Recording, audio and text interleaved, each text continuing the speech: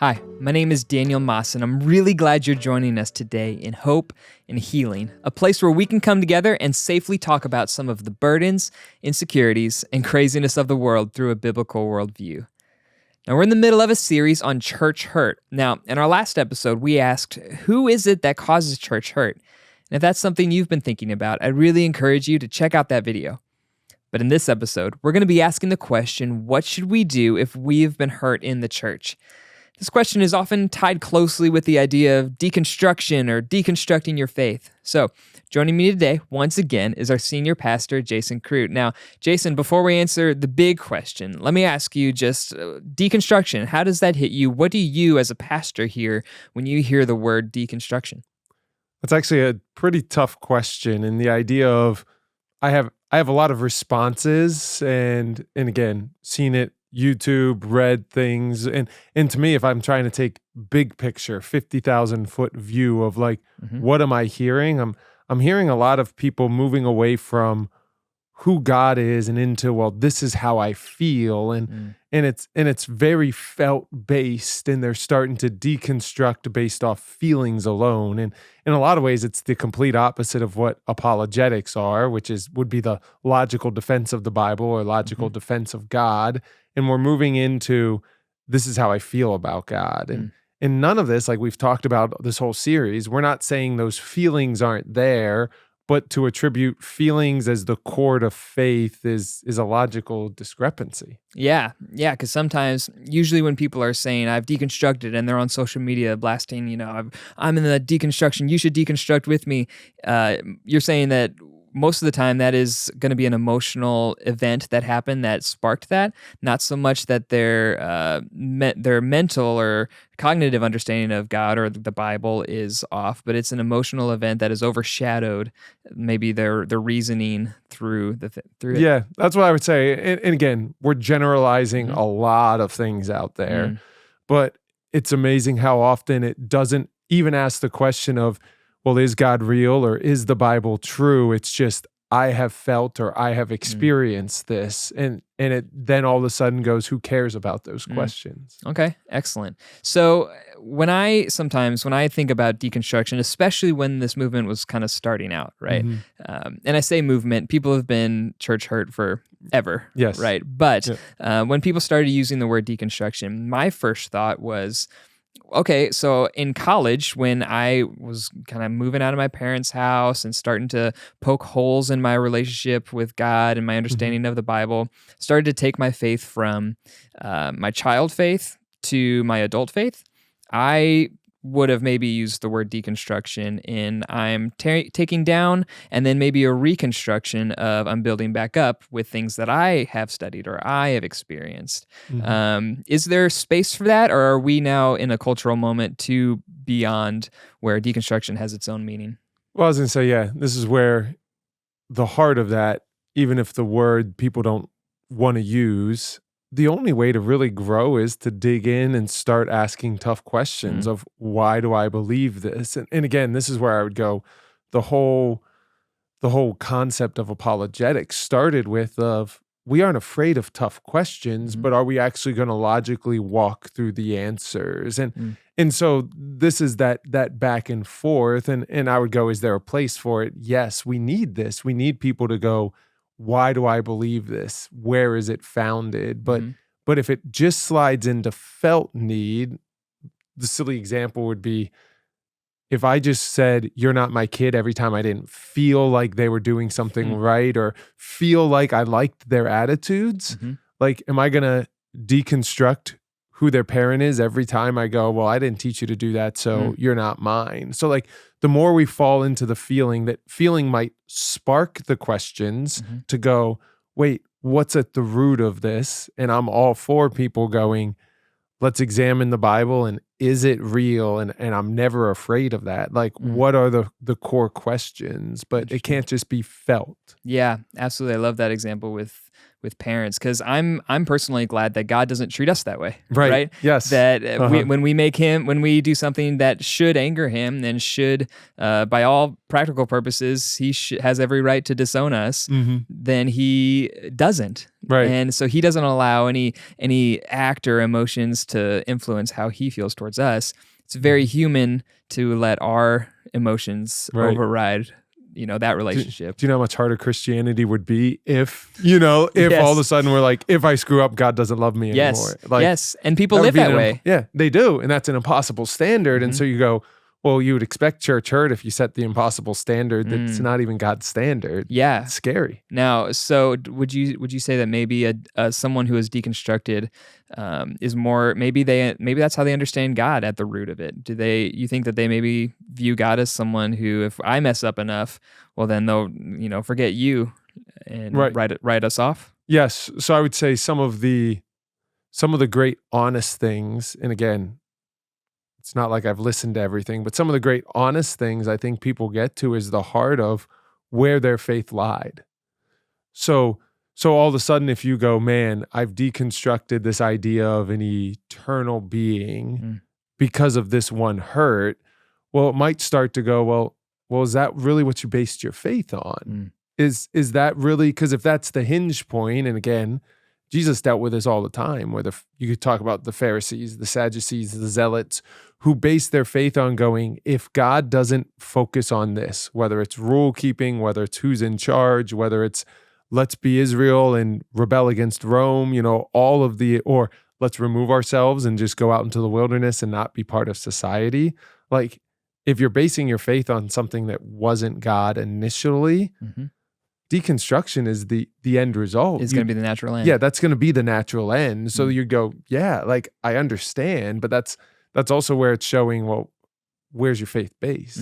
Where's your faith based? Yeah, absolutely. So there's an intellectual part of deconstruction where maybe you never understood the true nature of God, and of course none of us fully understand. But there's a spectrum in there. There's a point where you never really had a firm understanding of who He is and His love towards you, how that works, and your relationship back to Him. Yeah, and even just adding to that, there also might be I've just regurgitated what I've been told, never realizing whether that's truth or not. Because I would go, that's where I was growing up, of a sincere faith, but regurgitating some things that were just practice until I got older and went, well, is this practice biblical? Not the faith, but what's this practice? So sometimes it's, if all you do is just take in and accept in blind faith, because I would go, we're not asking for blind faith. Right. But again, that could be the end result, would be deconstruction. Well, it goes back to what I was saying. Like when I was a kid, anyone first time they step in to like a faith relationship with the Lord, you take some things on. I'm just gonna. I don't understand how a guy comes back to life, but I don't know the mechanics of that. I don't know why His blood covers my sins and why that makes me okay. But I'm gonna accept that for now. Right. But then, as I got older, I start to understand some things, right? And those things get replaced. There's still some things that I don't understand. Yep. And I think there will always be, because God's so vast and the mystery is so great. If we understood all, we would then be God. We would be God, right? So I like that there's mystery in it on some level. But anyway, so that's really good. So, but for those who have had that emotional thing, so for some it's intellectual, for some it's emotional, and it doesn't matter what anyone says, what truth that that you or I throw their way.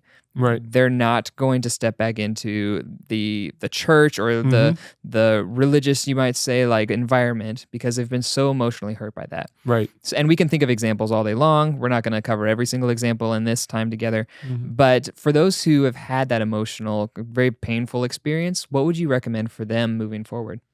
So I think the starting point, and this is whether you've had a faith or whether you've not had a faith, I think a great starting point is always the question of, who is Jesus and what does He claim?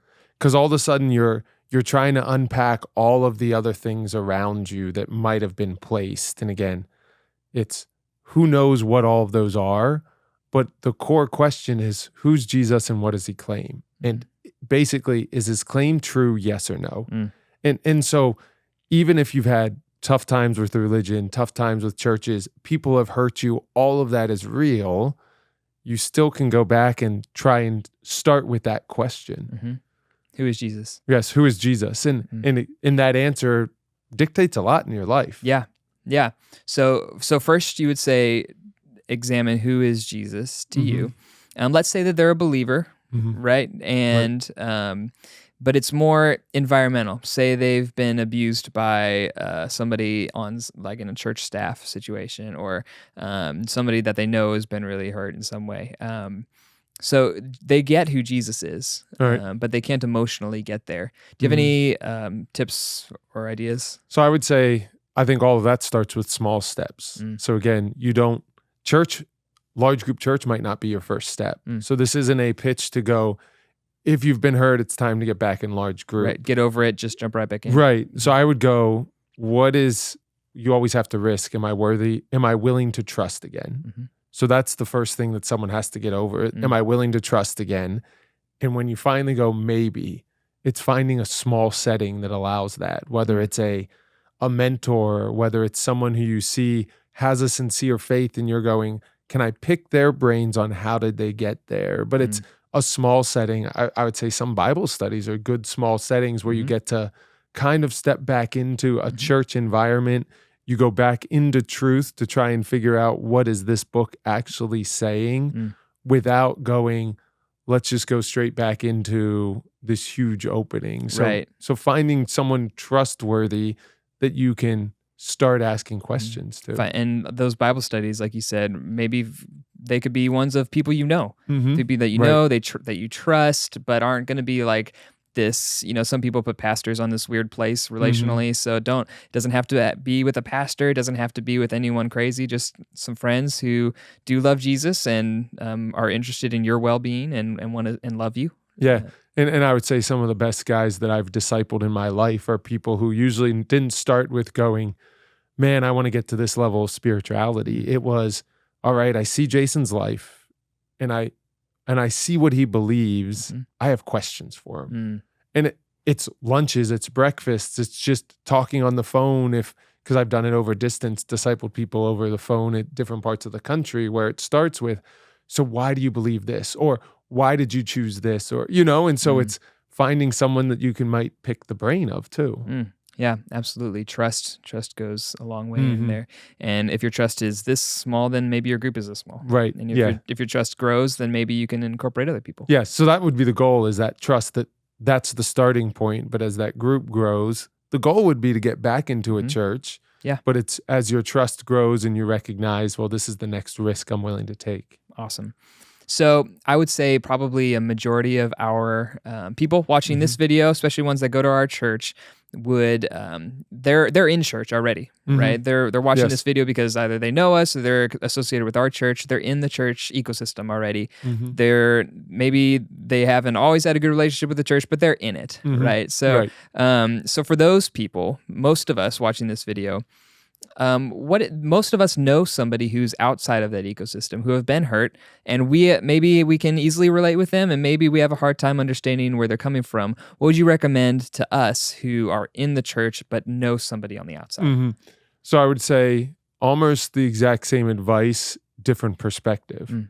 So it's probably not a good starting point to go ask your neighbor to go, hey, why don't you come to church with me? Okay. Hop right back into that large group setting. Yep. Sometimes it's hey, can we do lunch? Can I ask you a couple questions? And so be deliberate in building those trust relationships where all of a sudden you're opening up those lines of communication, hopefully getting in again, different perspective. You're now the person who's being the answerer, or the person who has that firm faith that you're not afraid to face tough questions and to admit that there's going to be wrong out there. Yeah. None of this is perfect. None of this is perfect. Absolutely. So you just being basically the other end of the coin. So they need somebody that they can trust in a small setting.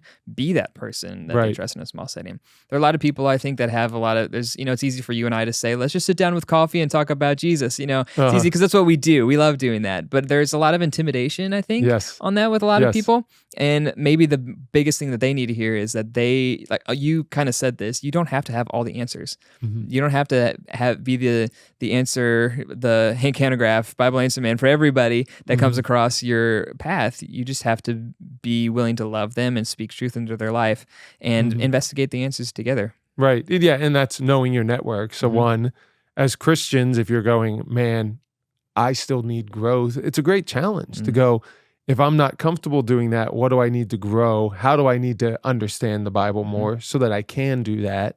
And then if you're in those relationships, you're the person who might be, as the answerer, the person who opens up the, hey, can I invite so-and-so? So now it's from 2 to 3, because they really have a lot of answers on this and might be able to give you the answer you're looking for or explain it in a way you understand. So you're now the avenue of helping to expand that trust circle. Yeah, and man, that's 100% growth if you add one person, and then all of a sudden it's a small group, and then all of a sudden, like that's really good, absolutely. And the other thing is too that people, if you're in the church helping somebody who's not, you have a network of people around you that don't have to be in that meeting, but you have your pastors, you have your small group leaders, you have the people discipling you that you can follow up with later and say, hey, how do I address this? What's the answer to this question? Help me out here. Give me some support. You have an almost limitless amount of resources behind you that you are not alone, even though you're alone in that particular meeting. Right. And all of this is that great summary, but from the very beginning when you said there could be people that even if God opened up the doors of heaven and said, look, I'm here, would go, I'm still mad and I don't want to talk to you. So all of this starts with prayer. So you don't just walk over to your neighbor and go, hey, I heard this great talk and I need to engage with you. Yeah. You start going, well, which neighbor? And so all of this is bathed in prayer. And that's where a community could be praying over just one individual going, I might be the point person, but man, I better have some prayer warriors behind me knowing even if I have all the answers, it doesn't mean the person is hardened heart is willing to listen or the person's wounds are willing to be healed right now. So it's how do we pray through all of that? So all of this is assumed that we've starting and praying and hoping that God are opening the doors to a logical progress. Yeah, absolutely. Prayer is so important. And something just to close, something that we say in our personal evangelism workshops that we do at this church is that if you feel like you should talk to somebody about Jesus, it's probably not your flesh, it's probably not the devil, and it's probably not the world that's influencing you. It's probably the Holy Spirit prompting you. So have the courage, act on it, and do it with wisdom and do it with prayer for sure. Yeah, and that humility to go, I don't have all the answers and it doesn't cover over the sin that has happened, but it's the starting point to go, is Jesus who he claims to be? Yeah, that's awesome. Well, thank you for talking to me about this today, and thank you for joining us in this episode of Hope and Healing. So next week, we're going to start interviewing some other people. We're going to have a biblical counseling perspective. We're going to have all kinds of other things going on. So stay tuned, and we will see you next time.